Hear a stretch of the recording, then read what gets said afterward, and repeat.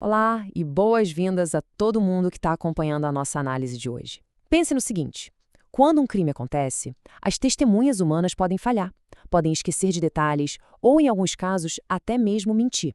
Mas a natureza e a matéria, essas não mentem de jeito nenhum. Hoje, o nosso foco é entender exatamente como as ciências naturais, especificamente a química e a toxicologia, funcionam como uma verdade objetiva definitiva nas investigações criminais. Ao longo desse nosso material, a gente vai descobrir como a perícia química e a toxicologia forense conseguem pegar fragmentos microscópicos e transformar tudo isso em provas irrefutáveis, sendo absolutamente cruciais para os processos da justiça criminal. Para a gente se organizar, nosso roteiro de hoje está dividido em 5 passos bem diretos: a ciência contra o crime, o domínio da química forense, a toxicologia, o que acontece por dentro do laboratório e, para fechar, a inteligência e o rastreamento. Vamos nessa? Iniciando com a nossa sessão 1, a ciência contra o crime. A busca incessante pela verdade. Bom, para começar, a gente precisa entender o alicerce da coisa toda. A criminalística simplesmente não trabalha com suposições. Ela se baseia estritamente nas ciências naturais para estabelecer responsabilidades legais que ninguém possa negar. E quem faz isso acontecer é o perito criminal. Esse profissional trabalha de forma extremamente metódica nos laboratórios para extrair a verdade dos fatos, sem nenhum tipo de viés, seja investigando as cinzas de um incêndio, os escombros de uma explosão ou rastreando drogas ilícitas. A justiça criminal precisa dessa prova técnica sólida para formar uma convicção real sobre o caso. Na verdade, sem essa prova científica, muitos processos criminais não teriam a menor chance de seguir adiante. E isso nos leva direto para a nossa segunda parte: o domínio da química forense. Aqui é onde a análise minuciosa dos vestígios físicos realmente brilha. O ponto-chave aqui é entender o que exatamente esse campo abrange. A química forense foca de forma implacável nos vestígios não biológicos. Estamos falando de materiais físicos e químicos recolhidos lá na cena do crime. A lei tem regras super rígidas sobre o que é considerado uma substância controlada, o que é um veneno, o que é um explosivo.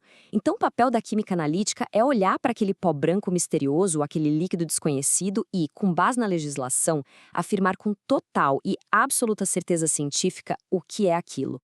Na prática, o tipo de evidência que chega na mão desses especialistas varia demais. Imaginemos um local que acabou de passar por um incêndio bem suspeito. A química forense vai examinar os detritos, caçando traços mínimos de combustíveis para provar se aquele fogo foi intencional ou não. Da mesma forma, quando se encontram seringas, copos ou garrafas abandonadas na cena, esses objetos passam por um pente fino para detectar agrotóxicos, produtos químicos perigosos ou drogas ilícitas. É identificando o material exato que estava ali que a justiça consegue bater o martelo e comprovar a materialidade do crime. Mas e quando a substância não está largada no ambiente e sim dentro do corpo da vítima? Aí a gente muda de marcha e entra na seção 3, a toxicologia forense. O mais fascinante da toxicologia forense é justamente como ela mistura várias áreas. Ela junta biologia, química e direito para buscar venenos, medicamentos ou álcool em tecidos e fluidos humanos. E o objetivo não é só achar a substância perdida lá no sangue, não. O grande lance é fornecer munição legal para estabelecer causa e efeito. Por exemplo, essa intoxicação foi letal e causou a morte? Ou será que esse medicamento alterou a percepção da pessoa durante um crime? Para fazer isso, existem 2 cenários de atuação principais. De um lado, temos os exames in vivo, que, como o nome sugere, são feitos em pessoas vivas.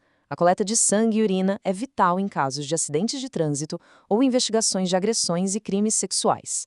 Do outro lado, estão os exames pós-mortem, essenciais quando a suspeita de morte súbita, morte violenta ou um envenenamento fatal. O detalhe assustador é que muitos agentes tóxicos não deixam marcas ou lesões visíveis no corpo.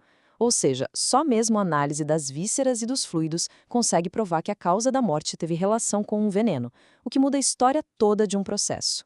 Para deixar isso bem palpável na realidade da justiça criminal, vamos pensar nestes cenários. Em crimes de trânsito, descobrir o nível exato de álcool no sangue é literalmente o que separa um simples acidente de um crime gravíssimo. Outro caso revoltante e muito comum é o dos crimes facilitados por drogas, o famoso e triste golpe do Boa Noite Cinderela. A perícia caça depressores do sistema nervoso central, como os benzodiazepínicos, no organismo da vítima. Isso serve para provar que a capacidade de percepção e defesa daquela pessoa foi roubada intencionalmente para facilitar um roubo ou uma agressão. Avançando para nossa seção 4, por dentro do laboratório. Tudo isso soa meio cena de filme, né? Então vamos ver como a tecnologia pesada opera de verdade nos bastidores. Analisar uma evidência não é jogar um líquido no tubo de ensaio e ver se muda de cor. É um processo cheio de etapas super rigorosas. O passo 1 costuma ser uma triagem rápida, muitas vezes usando algo chamado cromatografia em camada delgada. É um teste para dizer, opa, tem algo suspeito aqui. Tendo essa pista inicial, a gente pula para o passo 2, a confirmação absoluta e a quantificação. Aí entram em cena máquinas gigantes e complexas, de espectrometria de massas que conseguem ler a molécula exata da amostra.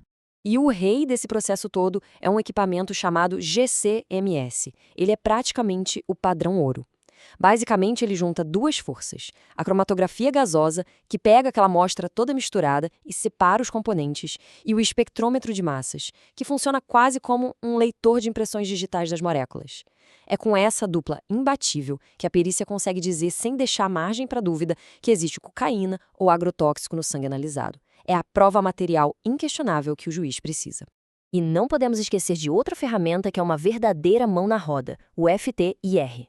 Ele usa a absorção de luz infravermelha para fazer análises rápidas em materiais brutos. Sabe aquele pó sólido ou líquido apreendido na hora? O FTIR bate a luz ali e já entrega a natureza química do composto rapidinho. A equipe forense escolhe qual dessas tecnologias super avançadas usar dependendo do tipo de evidência que chega na bancada. Mas tem um detalhe técnico aqui que é um verdadeiro divisor de águas na justiça. A diferença entre exames qualitativos e quantitativos. A análise qualitativa simplesmente responde à pergunta o que é isso? Ela diz se a droga está lá ou não, mas não diz o quanto. Já a análise quantitativa responde quanto tem disso aqui. Entender essa limitação é de extrema importância. Por exemplo, dizer que tem álcool no sangue é qualitativo, mas para multar ou prender alguém pela lei de trânsito, a lei exige saber a quantidade exata, e aí só a análise quantitativa resolve o problema. E assim chegamos na nossa quinta e última seção, inteligência e rastreamento. Porque até agora a gente falou de casos individuais, mas a química vai muito, mas muito além disso. Dá só uma olhada nisso. A análise química é tão poderosa que gera inteligência estratégica global. Um super exemplo são os métodos desenvolvidos pelo Escritório das Nações Unidas sobre Drogas e Crime. Eles pegaram os dados dos laboratórios e criaram metodologias focadas no que a gente chama de perfilamento das drogas em escala mundial. A grande sacada aqui é o perfilamento de impurezas. Quando fabricam heroína ou cocaína em laboratórios clandestinos, o processo é sujo. Ele deixa para trás solventes, adulterantes e subprodutos únicos. Vira meio que uma assinatura química daquela droga. Rastreando essas impurezas microscópicas, a polícia deixa de ver apenas um pacote apreendido. Ela começa a enxergar a rede inteira de distribuição, os métodos de fabricação e de onde a droga veio. É através dessa química fina que a segurança pública consegue interligar prisões que pareciam isoladas e acabar desmantelando verdadeiros cartéis internacionais. É impressionante. Só que tem um porém gigantesco. Para que todo esse esforço técnico colossal não caia por terra no tribunal, é exigida uma padronização rigorosíssima. É fundamental ter procedimentos operacionais padrão oficiais, garantindo que a forma de extrair e analisar siga regras internacionais. Isso mantém a chamada cadeia de custódia inquebrável. Sem essa padronização e documentação chata, mas necessária, a verdade científica viraria um alvo fácil nas mãos da defesa em qualquer julgamento. Essa frase resume com perfeição o coração do nosso bate-papo de hoje. A criminalística, usando toda essa artilharia pesada da química e da toxicologia, não faz ciência só por fazer ciência. Cada teste, cada tubo de ensaio, cada gráfico no computador existe com um único e nobre objetivo: resolver os casos e garantir que a justiça se baseie na mais pura e inegável verdade dos fatos físicos. E para a gente fechar, fica uma reflexão bem interessante. A prova mais forte, aquela que resolve o caso mais complexo da justiça, muitas vezes é invisível a olho nu. Os peritos estão lá, silenciosamente, todos os dias, lendo as mensagens deixadas nos fluidos e nos escombros.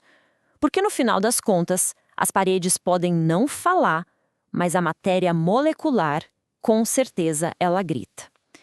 Muito obrigada pela companhia ao longo de toda essa nossa análise, foi sensacional. Até a próxima!